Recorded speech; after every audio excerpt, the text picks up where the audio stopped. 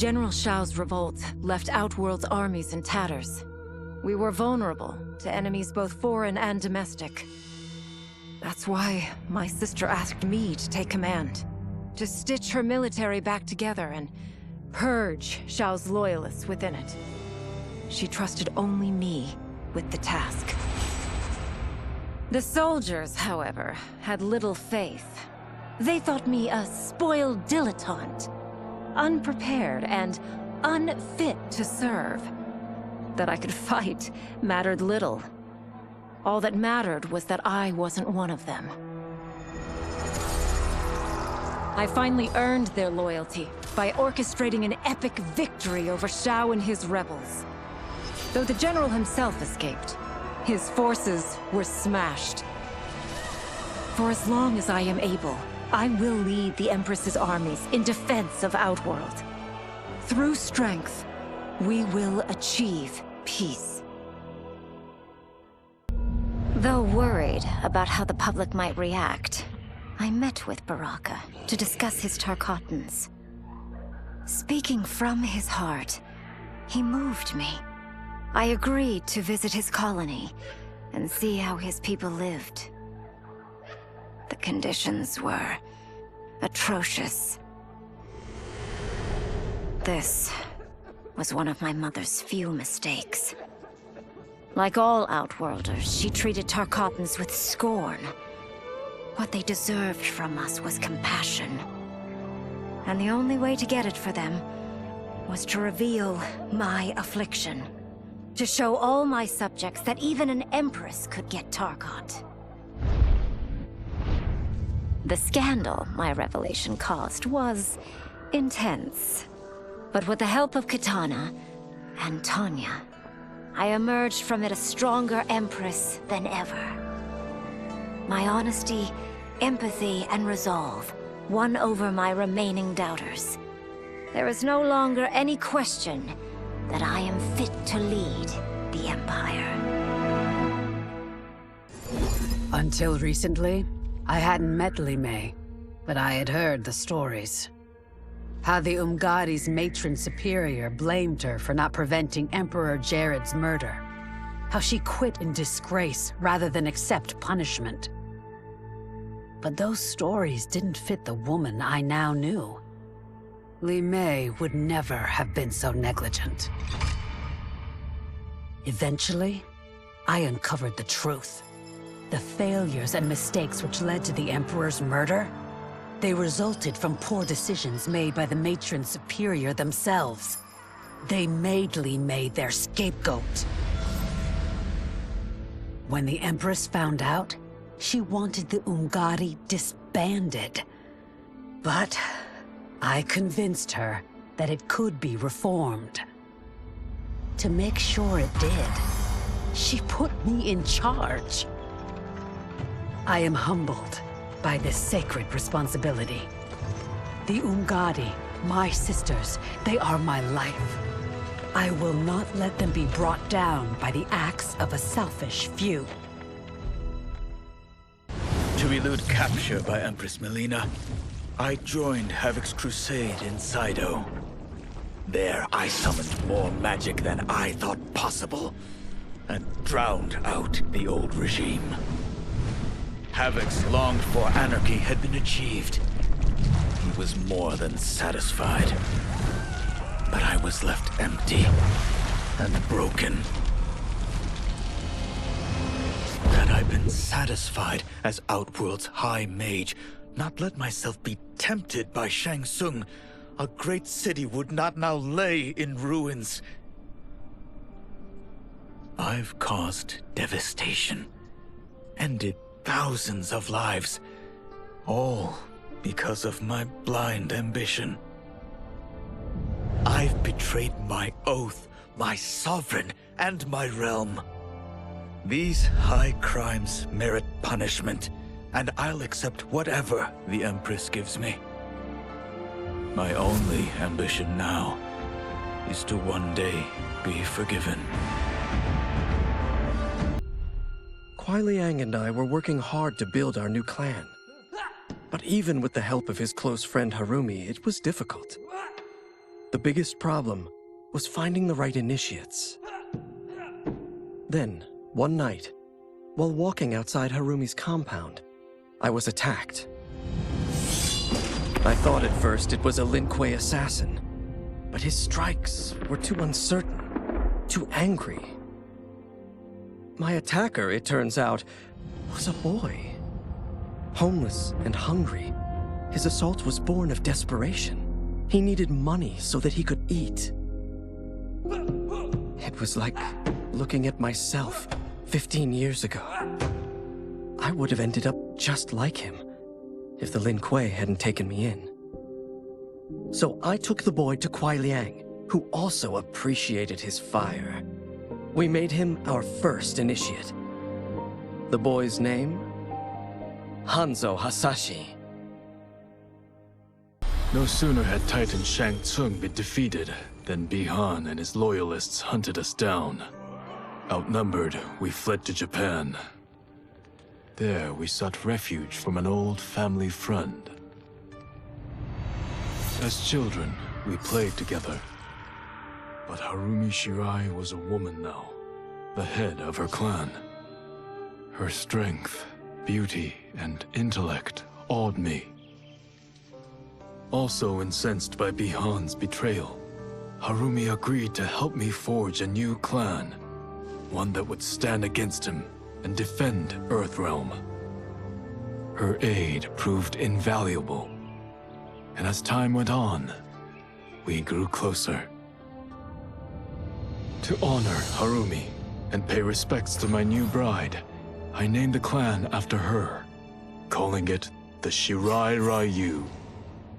Now the battle against my brother begins in earnest. The Shirai Ryu won't rest until Bi-Han is defeated and the Lin Kuei's honor restored. After fleeing Outworld, I hadn't expected to return. But then, I also hadn't expected the new Empress to make me an offer I couldn't refuse. To thank me for helping stop General Shao's rebellion, she asked me to be her emissary to the Zaterrans.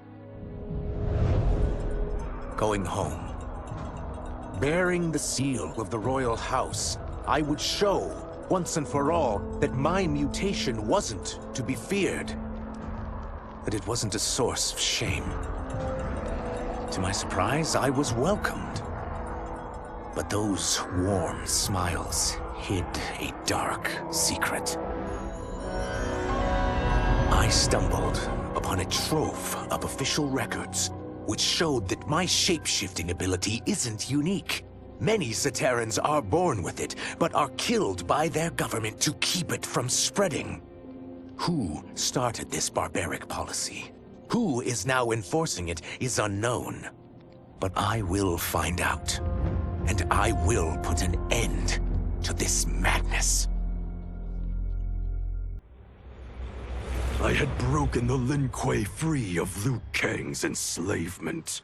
We were now masters of our destiny, and could take our place among Earthrealm's great nations. But taking and holding territory would require a vast army. I needed more fighters to make our presence felt. Then I recalled Shang Tsung's dragon warriors. An army of them would be unstoppable.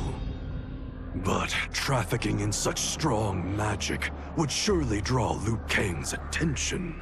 Sector advised that we avoid detection by building our army using science, not sorcery.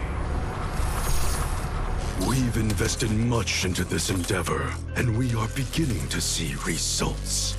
Once again proving the depths of Sector's genius. When we are done, all of Earthrealm will honor our desires and heed our demands. If not, they will face the Lin Kuei's wrath. As her reign began, Empress Mileena faced many challenges. To meet them, she turned to the people she trusted. Her sister to lead her army, and me to lead her Imperial police. Though I missed Empress Sindel dearly, I was glad my ties with her family had been mended. But while it was an honor to be made responsible for Outworld's internal security, I soon realized accepting the appointment was a mistake. I'm not cut out to be a bureaucrat, nor am I patient enough to navigate the Imperial Court's politics.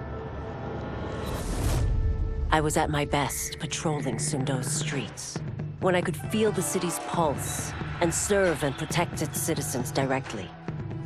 That's why I resigned my post and resumed my role as Sundo's first constable.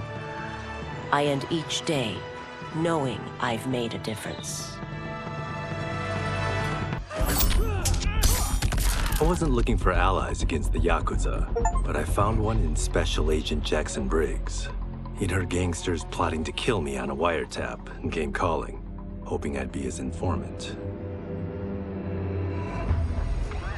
We planned to part ways when we got the job done, but then Shang Tsung showed up to steal Sento. Needless to say, Jackson had questions. It blew his mind to hear that the stories in Johnny's movies were real. Once the shock wore off, Jackson quickly sized up the threats Earthrealm faced. To deal with them, he got his bosses at the FBI to form the Outworld Investigation Agency. When he asked me to sign on, I hesitated. After all, me? A government agent? But it's an important job. And more importantly to me, an honest living. While the regime had changed, little else had.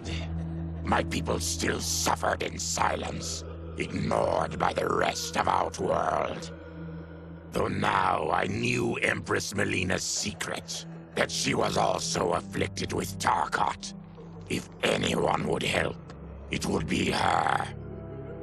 But how to get an audience? Syzoth. He was the Empress's new emissary to the Zaterrans. I asked him to introduce us. At great personal risk, he agreed. And as I'd prayed, the Empress was willing to meet.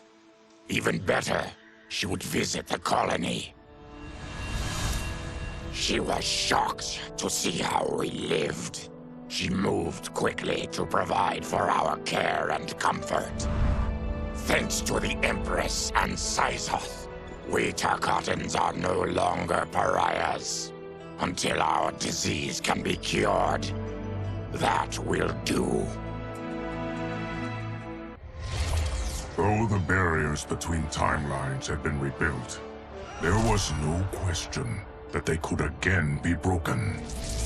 Protecting this timeline would require eternal vigilance, so that it could not fall victim to further outside aggression. But nothing in my countless lifetimes had prepared me for this task. In none of them had multiple timelines ever coexisted. Monitoring them for threats was an entirely novel problem. It would require a novel solution. I discovered that though the timelines no longer touched, their meeting had left them intertwined. I can now secretly surveil all timelines, keeping watch for potential danger. It pleases me to do this service for the new era. Lord Liu Kang may rest assured that it is secure. After escaping Leichin prison, I was hounded by the Imperial Police. I needed a place to hide and to recuperate while I plotted the best way forward. I knew the remote canton of my youth would be perfect. To escape capture, I traveled by sea. Little did I know that a gargantuan storm was brewing. My tiny craft was smashed apart. I closed my eyes, waiting to drown, hoping that the Netherrealm wouldn't claim my soul. But when I reopened them, I found myself not in hell, but on a deserted island. From its ruins, I could tell that great sorcerers had once lived there. In the caves beneath the ruins, I found what I can only describe as a well of souls. Once I learn how to wield its power, I will become invincible. The battle had been lost, but the war isn't over. I won't stop fighting until I take Outworld's throne. That they thought Leichin Prison would hold me is laughable. Once free, I began planning my next campaign. I would need an unstoppable army to overthrow Mileena. Unfortunately, most of my former soldiers lacked the courage to rally to my standard. Rebuilding my army would require finding new recruits. And that task is proving easier than expected. Outworld's golden age has left more than a few behind.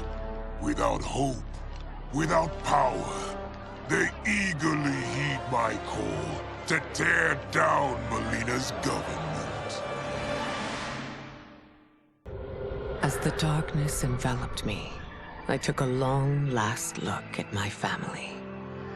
I did not expect to see them again until their souls joined mine in the living forest. But miraculously, my beloved husband delivered me from oblivion.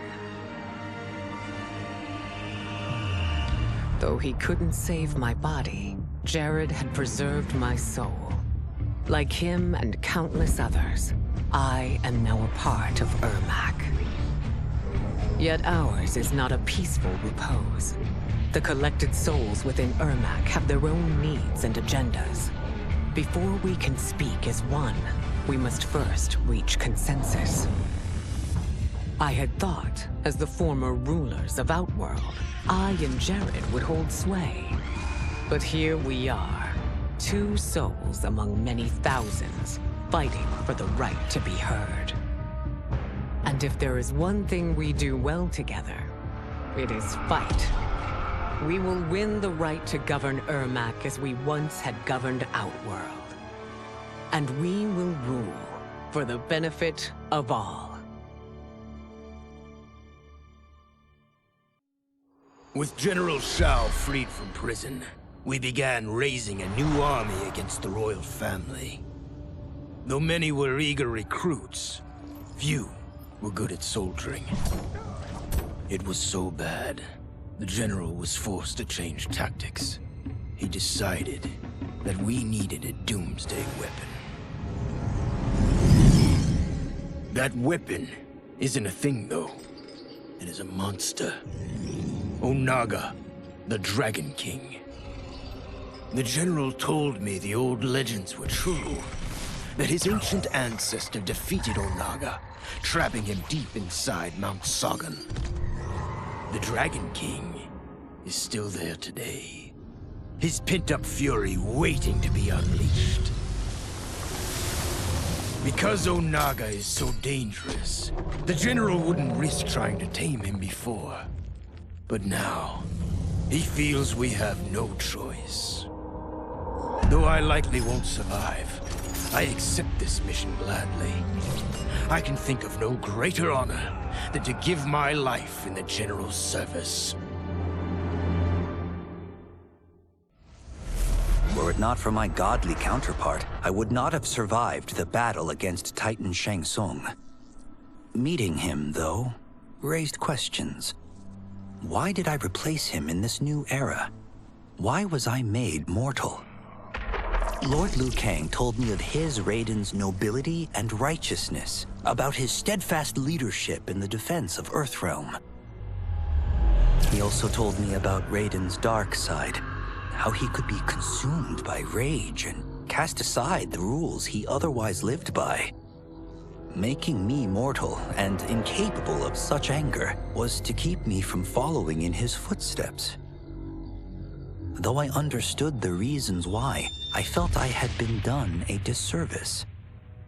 To survive the coming battles, I may need the edge that only great rage can bring. As the Shaolin couldn't aid me, I sought out someone who could. Someone to stoke the fire within me and teach me to master it. For this, I could have no better teacher than the Shirai Ryu's Grand Master. My loyal partner had warned me. Reclaiming my power as Keeper of Time might have unforeseen consequences. In this, as in most things, he proved prescient. The process I had undergone did irreparable harm to my body. Taking back my power had cost me my immortality. While my lifespan would still stretch across eons, I would one day perish. And if the war with Titan Shang Tsung taught me anything, it is that this timeline is not safe without a protector. Yet I had never given thought to choosing a successor. Who is it that could replace me and protect my new era? The answer, of course, is Geras. Tireless and meticulous, he is perfectly suited to be entrusted with this grave duty. And no one knows better the temptations of the hourglass. I have no doubt he will be above them.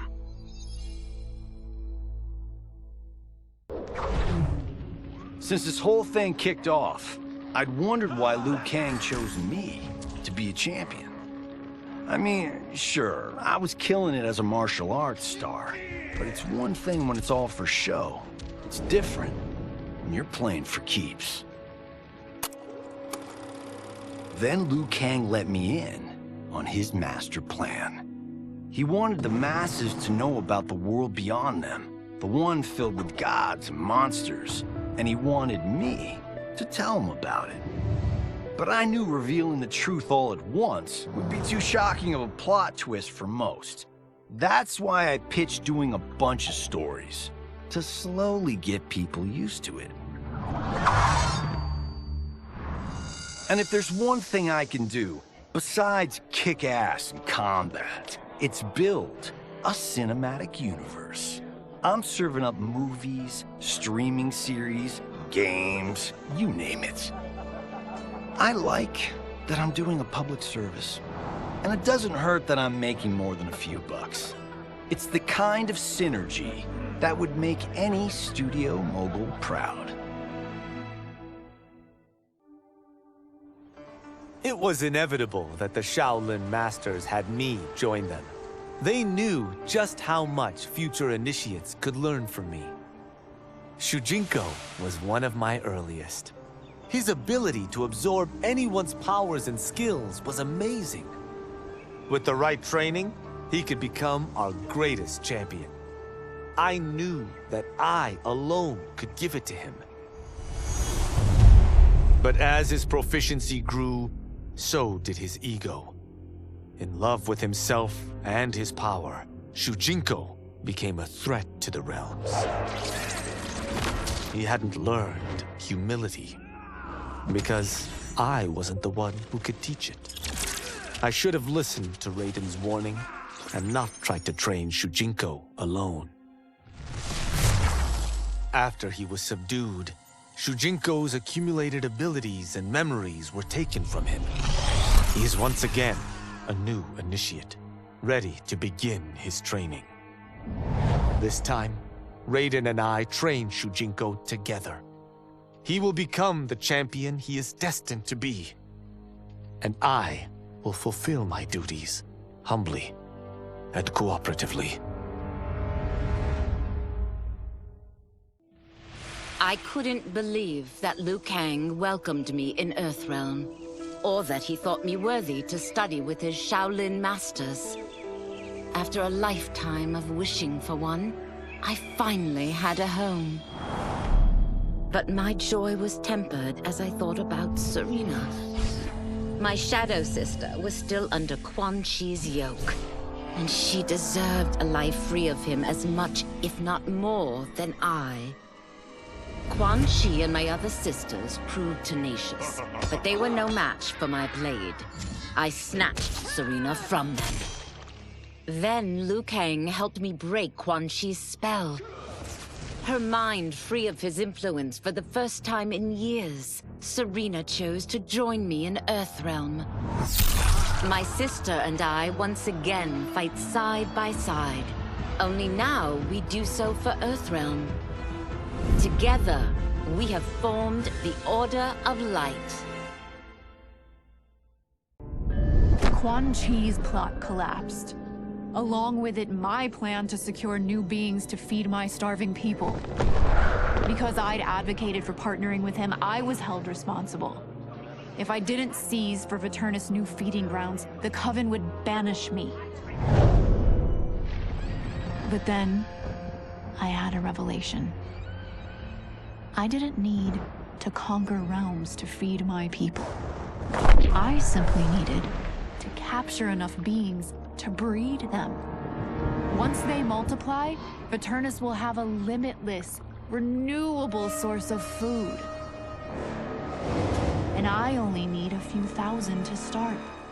A number so small compared to the billions in the realms that no one will notice as people go missing. But it will be more than enough to establish our breeding stock and feed a ravenous Viternus.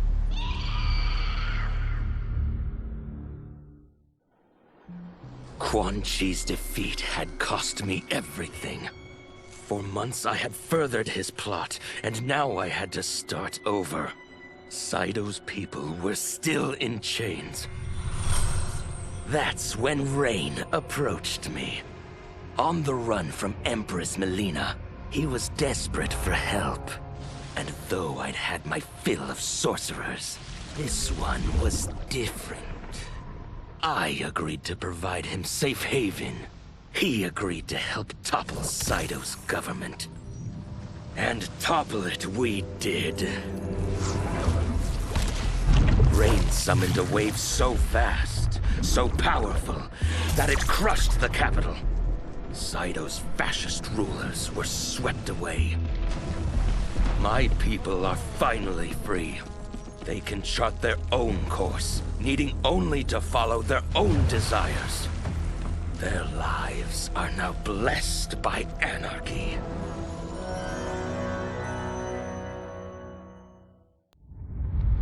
Desperate to avoid defeat, Titan Shang Tsung had stolen me from my timeline to set me against Liu Kang.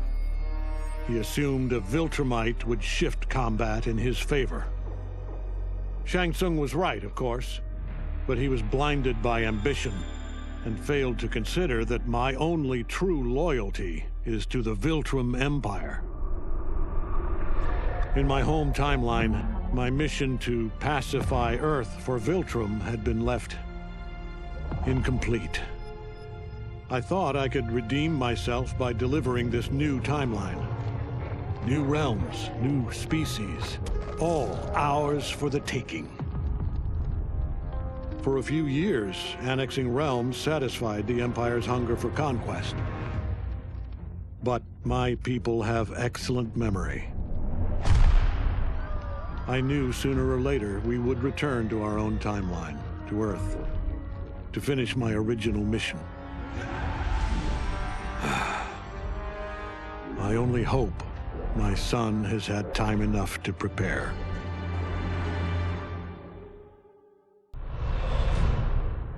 Though Ermac had freed me from my Legion cell, I found myself no less imprisoned.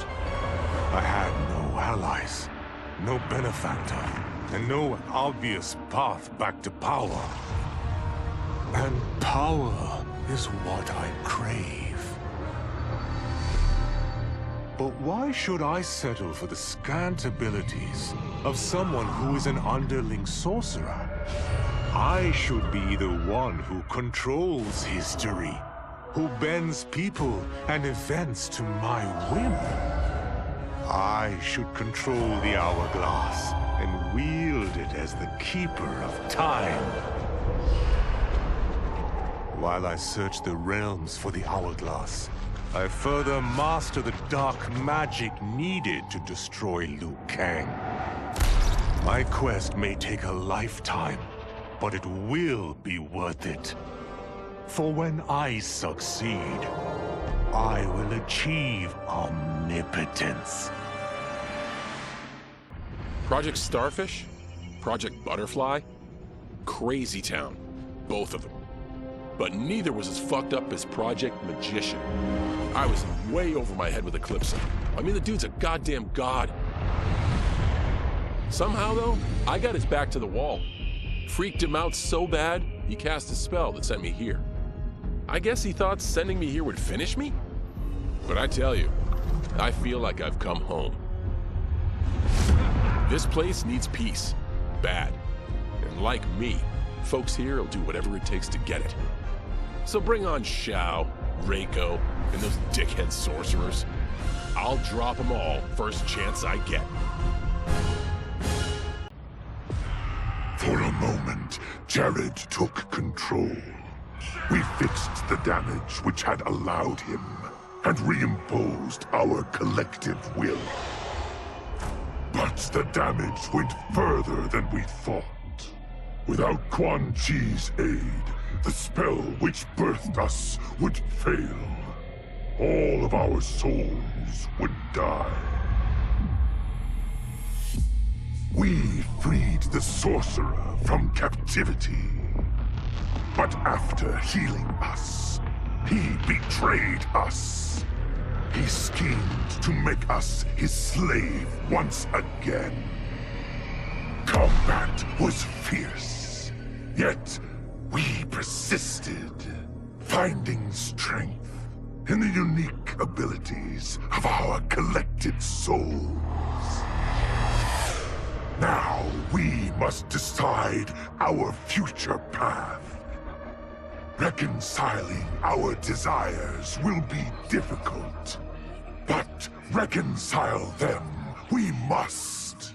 If not, we will be consumed by civil war.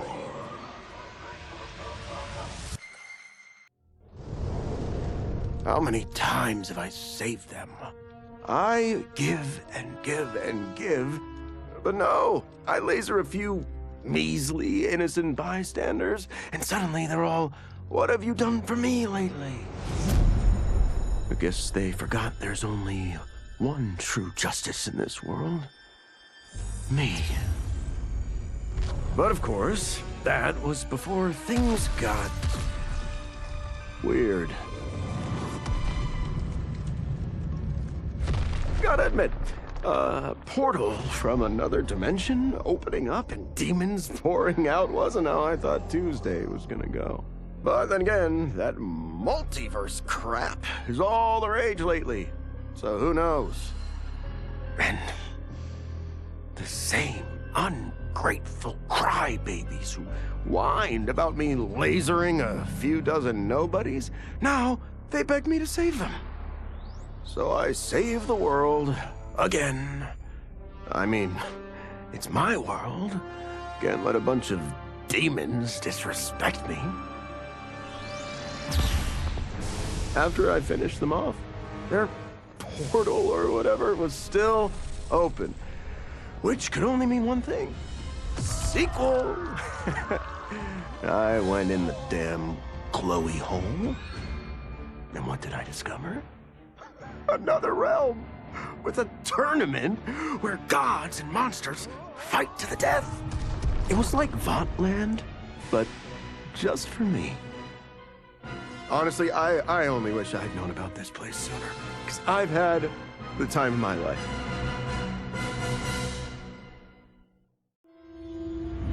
To kill a snake, you cut off its head. Or in the Yakuza's case, its heads. Kenshi said I couldn't do it. But he didn't know what I knew, that the family's bosses were meeting to talk shop and settle disputes. In one fell swoop, I could decapitate them all. As they nursed whiskey and negotiated, I waited. My moment came, then was cut short when a fiery portal opened. Out of it stepped men I'd never seen before. And from the boss's low bows and averted eyes, I could tell they were the ones really in charge. Listening in, I learned they run the Red Dragon, an ancient clan secretly behind all of Earthrealm's crime families. I could crush the Yakuza, but these Red Dragon would simply replace it, probably with something even worse. I'm facing a powerful new enemy in my war on the underworld, one I never saw coming, and I've got to finish them, or die trying.